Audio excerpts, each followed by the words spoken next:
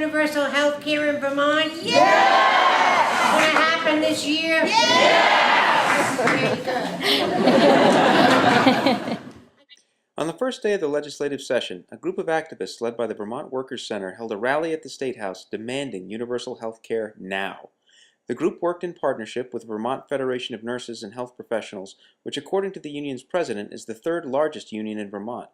The activists are clearly optimistic about their prospects for enacting a universal single-payer health care system after last November's elections gave Vermont Democrats total control over the House, Senate, and governorship.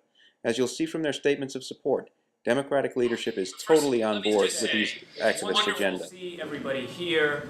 It's wonderful the work that you've done in the campaign, and we are looking forward and are committed to taking up the Shao report and making sure that it incorporates the principles that are set forth in S88 this year.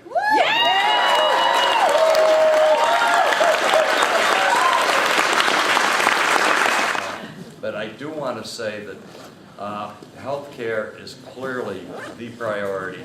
John Campbell's opening address to the Senate this morning was about healthcare as a human right. It was his first priority. I believe it's a disgrace that we're the only industrialized democracy in the world without a healthcare system that takes care of everybody. Whoa.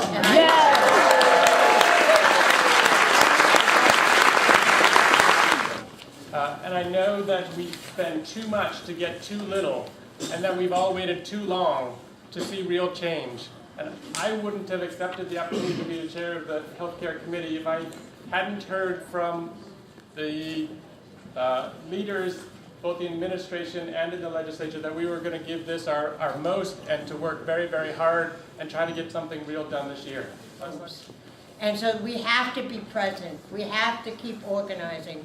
We have to continue to build our movement because there is opposition to this.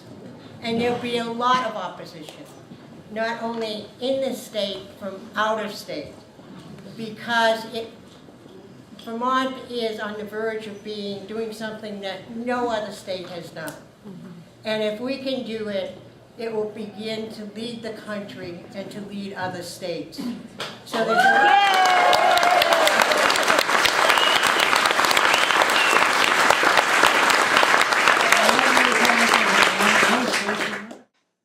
None of the speakers took questions following the press conference, leaving some wondering how a $2 billion plus program will be paid for by a state already facing a $150 million budget gap. But based on today's statements, it doesn't appear that facts or realistic budgetary numbers are going to stop the Democratic supermajorities and the newly elected Democratic governor when it comes to making Vermont the first specimen in the single-payer healthcare experiment.